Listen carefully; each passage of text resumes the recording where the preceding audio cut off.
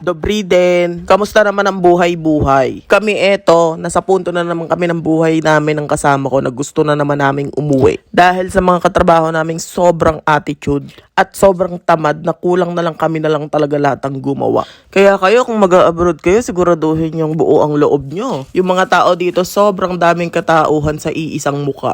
Kaya sa totoo lang, never kung ipupush yung kapatid ko na mag-abroad. Dahil ayokong maranasan nyo yung nararanasan namin ngayon. At kung may magko-comment naman na paano mag-grow, hoy, grow enough na yon. Pero hindi nga maiba ko, hindi ko alam kung tatapusin pa namin yung kontrata namin or ipagpapatuloy namin. Feeling ata nila nalalamangan sila. Pero sa totoo lang, lamang naman talaga kami sa trabaho. Ultimo sa paglilinis ng mga sulok-sulok ay talagang lamang na lamang kami. Dahil never kaming uuwi ng kasama ko na hindi malinis yung aming pinaggawaan. Samantalang yung kasama namin tubig-tubig lang. Sorry naglalabas lang talaga ako ng sama ng loob. Sa isang banda, ang hirap din ng wala kang magulang na mapagsabihan ng sama ng loob mo sa mga nangyayari. Kahit sabihin yung may kapatid naman ako, iba pa rin na sa magulang ka nag-o-open ng mga problema mo, diba? Pero that is life, umuoy na naman ako. Kaya naman hindi ako magsasawang magpaalala na kung masaya naman kayo sa trabaho nyo dyan sa Pilipinas, wag na kayong umalis. Kung okay naman yung sinasahod nyo dyan sa Pilipinas,